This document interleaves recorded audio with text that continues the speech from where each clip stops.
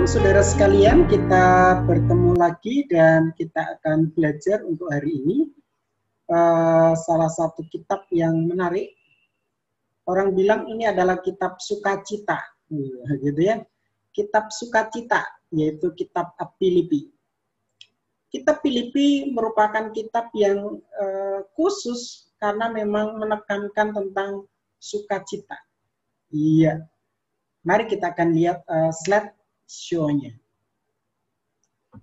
Untuk share screen-nya maksud saya.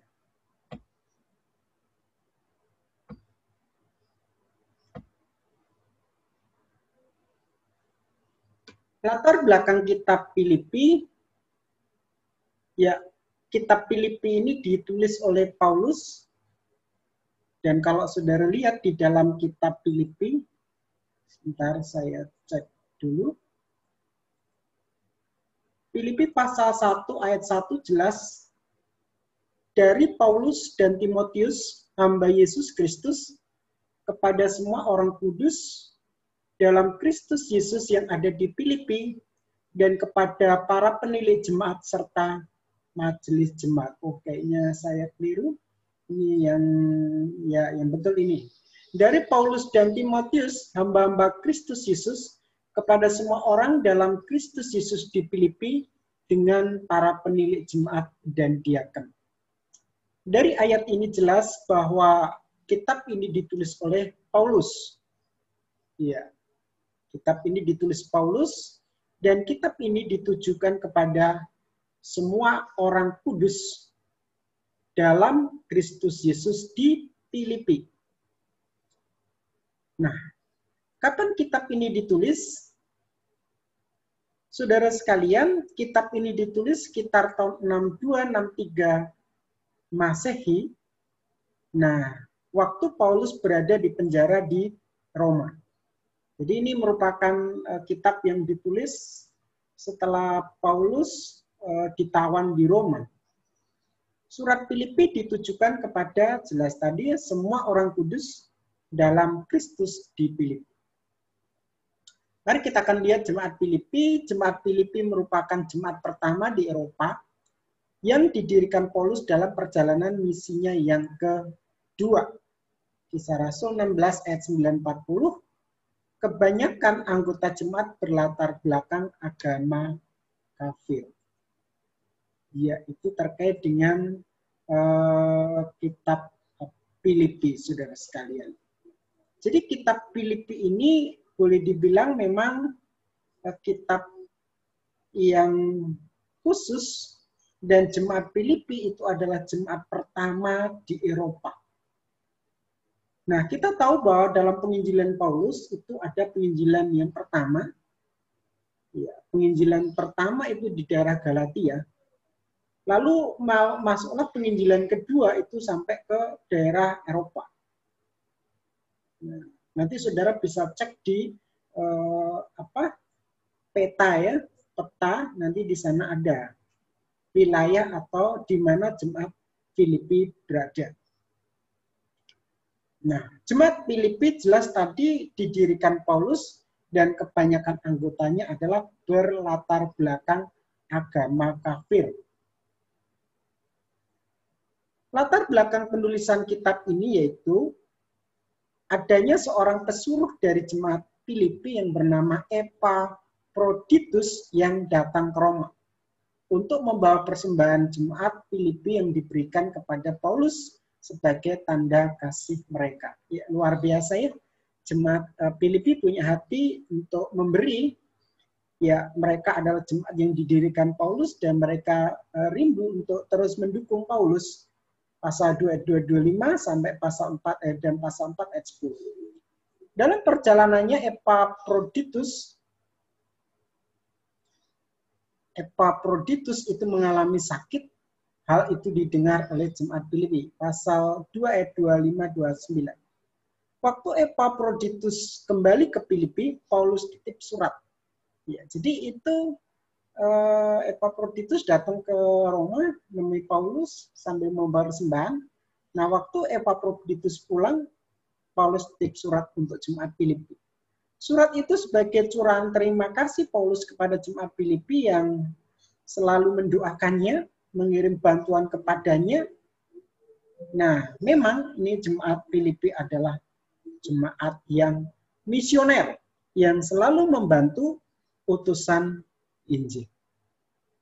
Luar biasa. Nah, mari kita akan lanjutkan dengan tema utama dan isi surat Filipi. Tema utama kitab Filipi ialah sukacita di dalam Kristus. Dalam surat ini banyak sekali menekankan mengenai sukacita. Kata sukacita ditulis sebanyak 16 kali. Selain sukacita, kitab ini juga menekankan persekutuan. Nah, memang ini ditulis waktu Paulus di penjara. Dan saudara tahu di penjara situasinya sulit. Tetapi Paulus menularkan sukacita itu kepada jemaat di Filipi. Mari kita akan lihat analisa kitab Filipi yang pertama. Kitab Filipi ini menyatakan bahwa Kristus sebagai kehidupan orang percaya. Hal itu dapat diterangkan dalam 7 kenyataan sebagai berikut. Ya, ini ajaran Paulus.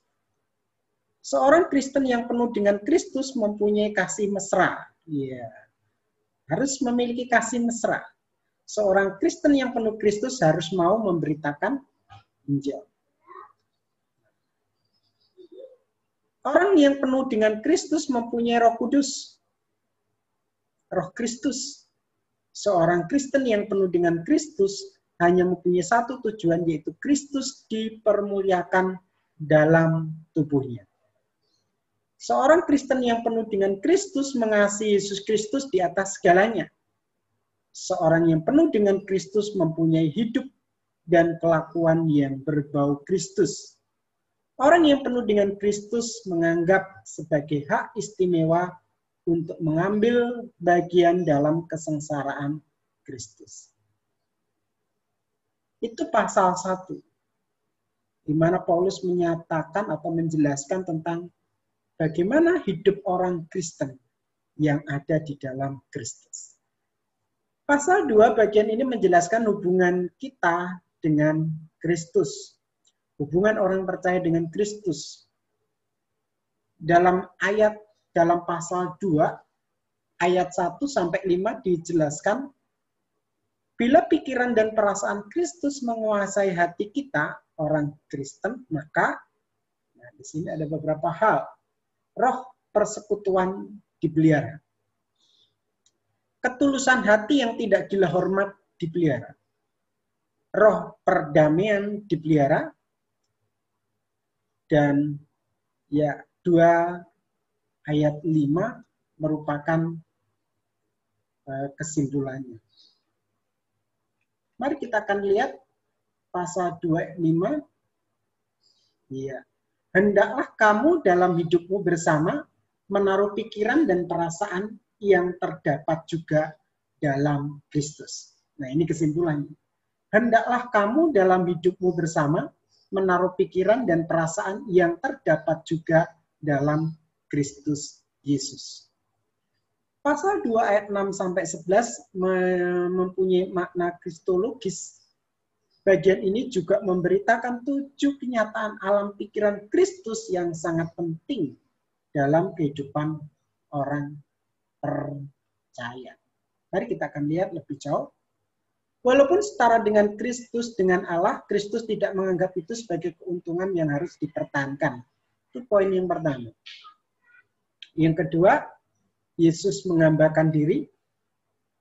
Yang ketiga, Yesus mengambil keadaan seorang hamba sama dengan manusia. Yang keempat, Yesus membatasi dirinya dengan menaklukkan diri kepada sifat-sifat manusia. Yang kelima, Yesus merendahkan diri dengan melayani manusia. 7, Yesus taat sampai mati. Dan 8, Yesus mati tersalib. Nah, jadi pasal bagian itu menjelaskan tentang kristologi. Ya. Jadi kristologi dalam, mungkin kitab Filipi ya. Iya, seperti itu. Jadi saudara sekalian, itu yang menarik dari kitab Filipi. Pasal 3 menggambarkan Kristus sebagai tujuan seorang Kristus, seorang Kristen ya. Pasal 3 ayat 10 sampai 11 Paulus menjelaskan tujuan akhirnya. Tujuan akhir dari hidupnya, di mana tujuan akhir dari hidup Paulus yaitu menjadi serupa dengan Kristus dan akhirnya beroleh kebangkitan dari antara orang mati. Pasal 3, 12, 16 menjelaskan tentang perlombaan iman menuju kesempurnaan. Memang kita sudah dibaharui oleh Kristus. Tetapi untuk mencapai kesempurnaan yang kekal, kita perlu mengejarnya. Sampai memperoleh hadiah, yaitu panggilan surgawi dari Allah dalam Yesus. Pasal 3 ayat 14.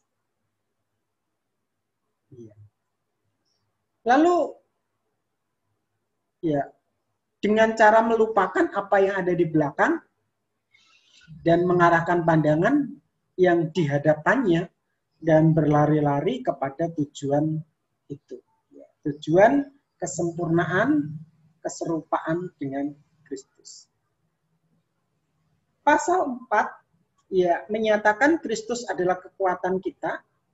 Pasal 4 ayat 13 dijelaskan bahwa Kristus telah memberi kekuatan pada Paulus dan kekuatan itu menyanggupkan Paulus melakukan segala sesuatu. Oleh karena itu apabila Kristus di dalam kita, kita akan disanggupkan melakukan segala sesuatu. Ya. Yang selanjutnya mari kita akan lihat dengan tujuan. Tujuan penulisan kitab Filipi. Yang pertama itu bahwa Paulus ingin mengucap terima kasih kepada jemaat Filipi yang selalu memperhatikannya. Ya, kita tahu bahwa jemaat Filipi yang menyokong Paulus secara dana ya. Paulus memberikan kabar tentang keadaannya di Roma. Lalu yang ketiga, Paulus ingin meyakinkan jemaat akan kasih Kristus. Dan terakhir, Paulus mendorong jemaat untuk maju dalam pengenalan akan Tuhan dan menguatkan iman mereka. Nah, sekarang untuk ciri khasnya. Ciri khas surat Filipi ini yaitu sifatnya sangat pribadi dan penuh kasih sayang. Sangat memusatkan perhatian pada Kristus yang mencerminkan hubungan Paulus dengan Kristus. Yang ketiga, memberikan pernyataan yang mendalam tentang kristologi. 4, merupakan surat sukacita dalam PB. Ya, itu terkait dengan ciri khusus, ciri khas kitab Filipi. Merupakan surat sukacita. Ya, ini yang menarik dalam kitab Perjanjian Baru. Terakhir untuk kitab Filipi, yang pertama itu yang terakhir ini yaitu garis besar. Garis besar kitab Filipi ini dapat dijelaskan sebagai berikut. Pendahuluan pasal 1 ayat 1 sampai 2. Yang pertama, Kristus inti kehidupan kita. Nah, dalam bagian ini Paulus mengajarkan ucapan syukur dan doa bagi orang-orang kudus. Lalu Paulus dan keadaannya, orang percaya dan kelakuan mereka. Lalu yang kedua itu Kristus alam pikiran kita, Kristus dan teladannya, lalu Timotius dan Epaphroditus sebagai teladan praktis. Terakhir, Kristus tujuan kita.